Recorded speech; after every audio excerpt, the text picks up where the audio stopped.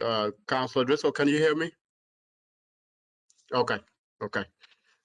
Well, let's get our meeting started. I'm joined by my colleague, Councilor Driscoll.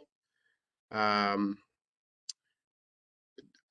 is John Capanis, are you there? I see him on. I don't see his picture, but he's. Yes, I'm here, Counselor. Yes. So, and I don't know if you are the right person for this. We only have one item, right, from CRB for the committee, because I didn't see anything else. Jessica, is that correct? Jessica? That is incorrect, Counselor. There's actually 2 items from the Syracuse Police Department, and Okay. I can resend those right now. Okay. What happened, Councilor Majoka, is she sent 2 different emails, so that's what happened. You only saw the Okay. second one. Okay. So, All right. So I should have dig deeper, huh? All right. No, that's okay, Counselor. That's my bad. All right. Thank you. So if there's one since we have CRB as one item, let's take care of that first, and then we will take care of the police next. Raynette, can you hear us? Yes. Can you hear me? Yes. Okay. Give Thank us a you for gist of what's taking going the. on. Mm-hmm. Yes, thank you for taking the time to speak with me today with regard to and the amendment of an ordinance related to our legal counsel. We previously had a ordinance and we had asked that it not exceed $11,000, and we have since exceeded that amount, and we have some outstanding invoices, so we need to increase the outside legal counsel amount to 15. So we had to come before you because it was more than what the original ordinance stated. So that's why we had to move expeditiously to get this before you today, because it needs, those invoices still need to be paid before the end of the fiscal year. And if you want to know some of the reasons why we've incurred a higher increase in expenses, had to do with needing to consult with outside counsel as it related to the CRB processes, that had to do with process and other matters as East Department, to try to have better flowing of communication between the 2 departments. And we've had to utilize our outside counsel more than in the past because of that.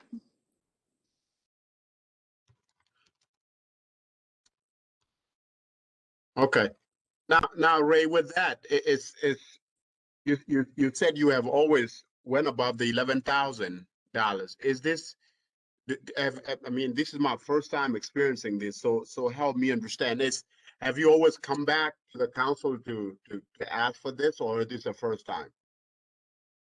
This is the first time we've had to do it. Usually we kind of go, amount was $10,000. We've been working through these issues between the 2 departments. We observed a need to have our outside counsel in a lot more meetings than previously prepared for. So we were told by the procurement department that we had to go before you to ask for a change in the ordinance, only at 11,000, and we had already transferred some funds over, and they said that we needed to do it this way because the ordinance only allowed for the 11,000. Okay, I guess my question, Ray, is you have said that in the past, you have exceeded $11,000, and you have never come to the council, but you are coming now. I'm trying to understand that. How did, first of all, said we didn't previously exceed the amount that was allotted. This is the first time we've exceeded it, and then we were advised by procurement that we had to go before you because it would be outside the ordinance amount that was originally implemented. So we've never had to do this before, but this year we spent more money on outside counsel than you. Okay, then I misunderstood your first statement then. All right. Councilor Driscoll, do you have anything else before I continue with other things? No, that seems to make sense. I'm good. Okay, so I take consider that the board has already considered this, right? And they have authorized it and everything? Yes. Yes, the board is aware that we were coming up the allotted amount in relation to this. And so it wasn't really a board vote that needed to be done. It was more of a vote from you because we've already voted on them being our council. It was more because we were out that was already established by you. So. Okay. And you said outside counsel, right? So just for the sake of understanding, I understand that CRB has their own lawyer, right? So this was work that was beyond CRB lawyer. No, this is CRB's independent outside counsel getting paid. So, if there is no conflict of interest, the City of Syracuse Corporation Counsel is the CRB's attorney. But when there is a conflict of interest, we have to utilize our outside counsel, our independent counsel, which is Bousquet Holstein, in order to make sure that the CRB's best interest is put forth when we're doing these type of negotiations and things of that nature. So we had to utilize him a lot more because there were a lot of things that needed to be worked out. And we couldn't rely, rely is not the right word. There would have been a conflict in having Kristen to represent both sides and create what was happening. Okay, so I guess with this, I mean, it's not a significant difference, right? Just to be on the same page. But I'm trying to understand that, you know what went into was it more of the protest that was going on that made the cost go up? No, so so the CRB has a hearing process, and to just be frank with it, the CRB has a hearing process, and we had to go, and when an officer is subpoenaed to attend a CRB, the city has afforded the officer an attorney. And that attorney had several concerns raised related to the CRB process, which we had to have the attorneys to speak on a regular basis.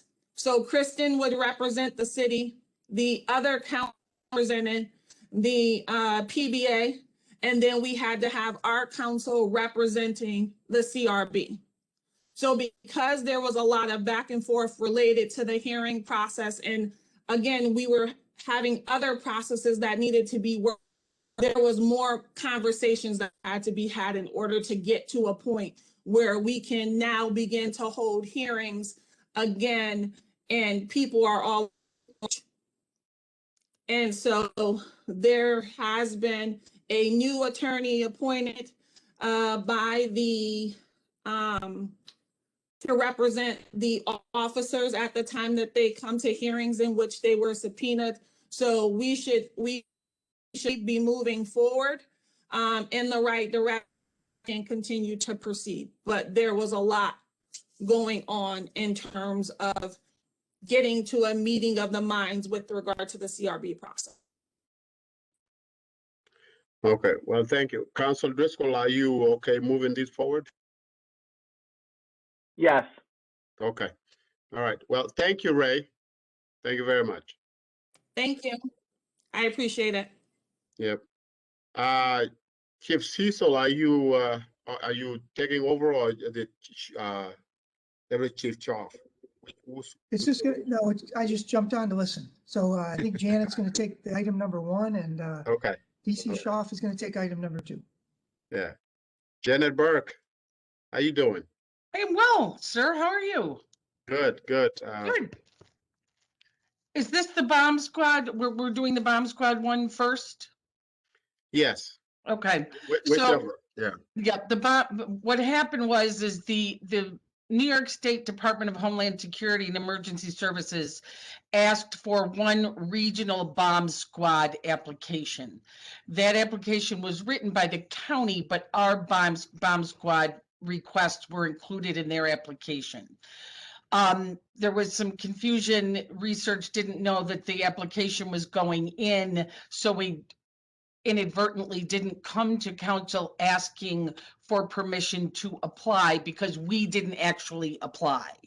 Now we're asking you if we can enter into an agreement for our portion of the grant, of the bomb squad grant.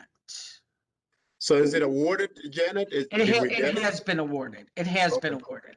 Okay. Yeah, and we all get our own contract, so we're not a pass-through or a sub-recipient. They just want one application, and then they give each agency their own contract. Okay. How many years is it? I'm sorry, I don't have the details of it. I think it's a 24-month grant. It's an annual grant. We get it every year for the bomb squad. Okay. Councilor Driscoll, do you have any question? No, Okay. All right. Janet, keep going. I think Chief Schaaf is on the next one for the U.S. Department of Justice. Okay. Good afternoon, everybody. So this is a request to start entering into an agreement for a grant of up to $125,000. I believe it's COPS office, right? COPS office, Janet. Yes. For law enforcement, mental health and wellness. And we're exploring ways that we can supplement our officer wellness program that we've just started over here. And we haven't defined exactly what we're going to spend the money on. We just started looking at the grant the other day, but we need permission to start looking forward to apply for this grant. There's no match. Now would Chief Shaw, would this also somewhat spill over to Liberty Resources? I know you guys had some work that you were doing with Liberty Resources, or is this going to be strictly wellness? So it is officer wellness. We can elicit help from partners, but this would be for officer wellness, and you could also use it for some wellness for some of our civilian employees that might be subject to traumatizing situations. If we were to have any employees like that, but this doesn't apply to helping outside agencies, to funding outside agencies, but we can contract with outside agencies to help us. Yeah, Chief, I'm really a big supporter for stuff like that, just to make sure that we do all we can to keep officers healthy. Really. Thank you, sir. It's a good thing. Thank you, sir. Councilor Driscoll, do you have any? no, just echo that sentiment. Sounds good. Yeah. Okay. All right. Is there anything else? Not for me, sir. Okay. And then that will do it for us today. Have a good day.